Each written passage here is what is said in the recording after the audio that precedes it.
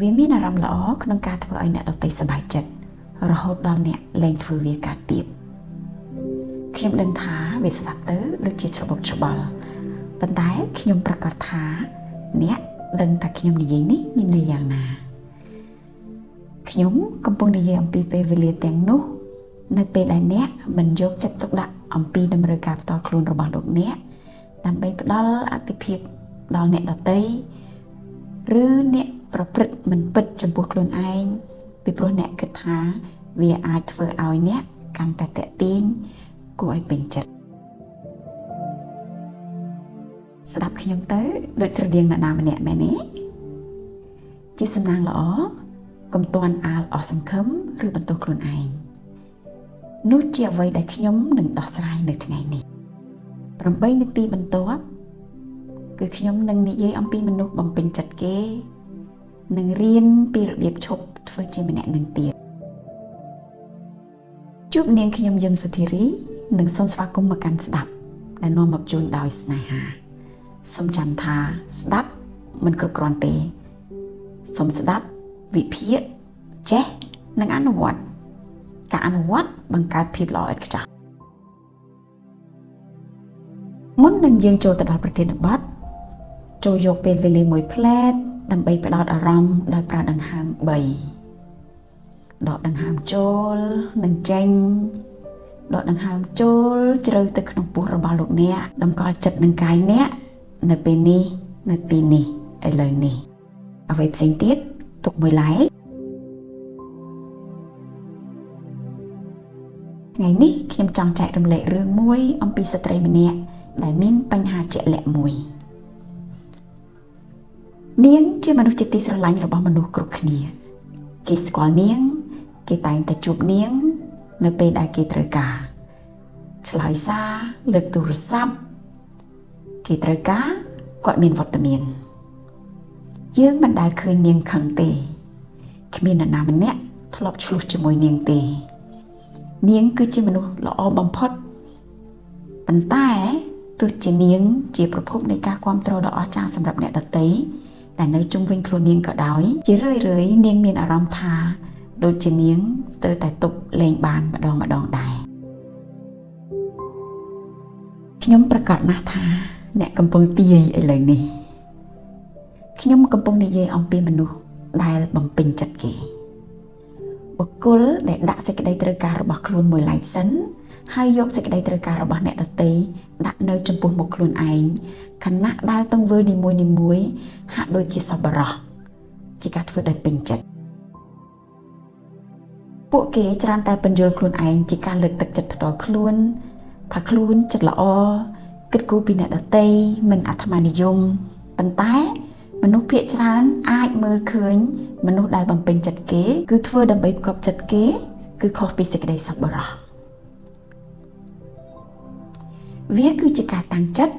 ចង់បានទទួលការយល់ព្រមការសរសើរការពេញចិត្តពីអ្នកដទៃមានន័យថានិយាយថាចាស់ឬបាតមិនអីទេខ្ញុំធ្វើវាខ្ញុំយល់ព្រមចំពោះអ្វីដែលអ្នកមិនចង់ធ្វើអ្នកនៅតែមិនអីបើទោះបីនៅពេលដែលអ្នកធ្វើអ្វីមួយដែលមិនមែនជាខ្លួនឯងនឹងប្រឆាំងនឹងគុណតម្លៃរបស់អ្នកក៏ប្រហែលជានិយាយសំទោសចំពោះរឿងដែលមិនមែនជាកំហុសរបស់អ្នកហើយនៅពេលដែលអ្នករកឃើញកម្លាំងក្នុងការនិយាយថាទេឬមិនព្រមធ្វើតាមឬបដិសេធសំណើគេឬការផ្ដល់អាទិភាពដល់ខ្លួនអ្នកតែងមានអារម្មណ៍ថាមានកំហុសក្នុងជីវិតនេះអ្នកមិនគួរណាធ្វើបែបហ្នឹងសោះមកដល់ត្រឹមនេះអ្នកប្រហែលជាឆ្ងល់ថាធ្វើម៉េចខ្ញុំមិនចង់បន្តទេហើយខ្ញុំក៏មិនចង់ធ្វើឲ្យគេខកបំណងពេកដែរការពិតគឺថាយើងទាំងអស់គ្នាផ្គាប់ចិត្តឬបំពេញចិត្តគេនៅក្នុងបរិបទផ្សេងគ្នាក្នុងលក្ខខណ្ឌផ្សេងគ្នាខ្ញុំមិនមានដំបូន្មានជូនទេគឺសូមគ្រាន់តែរំលឹកថាសូមធ្វើតាមធម្មតាគោរពអ្នកដទៃគោរពនិងស្មោះត្រង់ជាមួយខ្លួនឯងគ្រាន់តែនិយាយឬតបត្រឹមត្រូវស្មោះសរមិនល្បិច មិនឆ្លើយមានហេតុនិងពិសេសប្រឹងខ្លួនឯងថែមទៀតក្នុងជំនាញប្រស្រ័យតាក់ទងវាមិនងាយស្រួលមិនដូចការបិទបើកភ្លើងនោះទេអ្នកមិនអាចសុកបដូរភ្លាមស្រាប់តែនិយាយថាទេឬក៏បដិសេធអ្នកណាម្នាក់គ្រប់ពេលនោះឡើយហើយក៏នឹងមិនអាចជួយអ្វីបានដែរប្រសិនបើវាធ្វើឲ្យអ្នកកាន់តែភ័យខ្លាចប្រសិនបើខ្លួនហ៊ានបដិសេធដើម្បីបន្តអ្នកត្រូវបង្រួមការគិតងប់ងល់របស់អ្នកដែលគិតថាបើខ្ញុំមិនព្រមគេនឹងខឹងខ្ញុំគេនឹងលែងរាប់រកឬចូលចិត្តខ្ញុំគេនឹងនិយាយមិនល្អអំពីខ្ញុំសូមរំលឹកថាប្រសិនបើអ្នកកាត់បន្ថយមើលគេបែរមកមើលខ្លួនឯងមើលខាងក្នុងខ្លួនឯងវិញដូចជាខ្ញុំផ្ដល់អាទិភាពលើតម្រូវការរបស់ខ្ញុំដោយការសម្រេចចិត្តនេះខ្ញុំធ្វើស្របតាមគុណតម្លៃរបស់ខ្ញុំសាក់លបងធ្វើវាឲ្យបានម្ដងពីរដងឬមួយថ្ងៃពេញសង្កេតមើលការផ្លាស់ប្រែចំពោះអារម្មណ៍ល្អចំពោះខ្លួនឯងការកែលម្អខ្លះហើយមើលថាអ្នកមានអារម្មណ៍ល្អដែរឬទេតើមាននរណាខ្លះសាទរចំពោះការកែលម្អឬការរីកចម្រើនមួយនេះព្រោះនាងខ្ញុំជឿជាក់ថាមានអ្នកដែលកំពុងទះដៃអបអរអ្នកប្រកបដោយទឹកមុខមោទនភាពប្រសិនបើអ្នកកំពុងមានអារម្មណ៍ថាអូខ្ញុំកំពុងតែរីករាយដោយសារបានធ្វើឲ្យគេសប្បាយចិត្តទៀតហើយឬក៏បំពេញចិត្តគេទៀតហើយមិនអីទេអ្នកគ្រាន់តែសង្កេតខ្លួនឯងថាលើកនេះខុសពីលើកមុនខ្ញុំធ្វើឲ្យគេសប្បាយចិត្តប៉ុន្តែខ្ញុំសប្បាយចិត្តខ្ញុំមិនបានបង្ខំចិត្តខ្ញុំមិនបានសម្ដែងខ្លួនឯងដោយពេលមុននោះទេការផ្លាស់ប្ដូរសម្លេងនៅក្នុងខួរក្បាលអ្នកអាចឲ្យអ្នកមើលឃើញរូបភាពថ្មីនាងខ្ញុំបានធ្វើការជាមួយមនុស្សច្រើនពាន់ម៉ឺននាក់ហើយពួកគេពិតជាបានផ្លាស់ប្ដូរជីវិតរបស់គេដោយសារការគិតនិងការមើលឃើញត្រូវអ្នកមិនមានល្បិចអ្នកមិនមានឧបាយឬបំណងធ្វើឲ្យនរណាម្នាក់ឈឺចាប់ទេវាជាអំពើល្អដែលអ្នកធ្វើដាក់ខ្លួនឯងនិងដាក់អ្នកដទៃជំហានបន្ទាប់អ្នកចាប់ផ្ដើមធ្វើការកែតម្រូវជីវិតអ្នកអាចចាប់ផ្ដើមបង្កើតជីវិតដែលតម្រូវការរបស់អ្នកនិងតម្លៃរបស់អ្នកមកមុនការធ្វើសមាធិជួយអ្នកបង្កើតការយល់ដឹងនោះហើយបន្ទាប់មកផ្លាស់ប្ដូរអាកប្បកិរិយារបស់អ្នក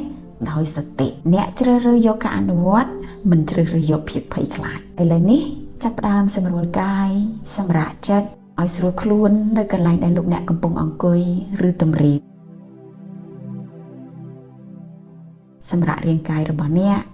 ពិនិត្យមើលនៅក្នុងខួរក្បាលកំពុងមានអ្វីក្នុងក្បាលរបស់អ្នកឥឡូវនេះគ្រាន់តែសង្កេតមិនបាច់ផ្ដល់ចំណាប់អារម្មណ៍ខ្លាំងពេកទេសង្កេត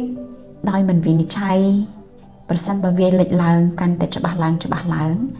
ហើយអាចរំខានចិត្តអ្នកឬក៏អ្នកអាចមើលថា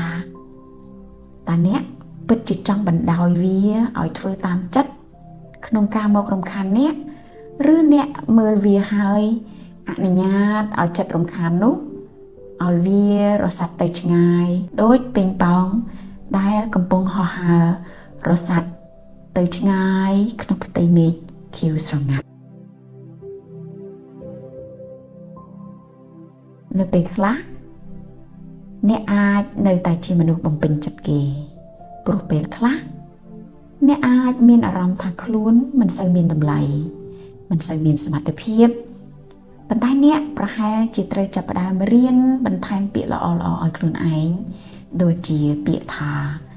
ខ្ញុំល្អគ្រប់គ្រាន់ជាខ្ញុំហើយខ្ញុំនឹងប្រឹងប្រែងកែលម្អឥឡូវតោះសូមបើកចិត្តឲ្យទូលាយបើកបេះដូងទទួលយកថាខ្ញុំនឹងផ្លាស់ប្រែបើទោះបីជាខ្ញុំអាចនៅតែជាមនុស្សផ្គាប់ចិត្តគេខ្ញុំនឹងមិនបន្ទោសខ្លួនឯងខ្ញុំរៀននឹងយល់អំពីអរិយាប័ត្រនិងសកម្មភាពរបស់ខ្ញុំនិងអ្វីដែលខ្ញុំអាចធ្វើបានចាប់ផ្ដើមរៀនចាត់អាទិភាពតម្រូវការផ្ទាល់ខ្លួនរបស់ខ្ញុំ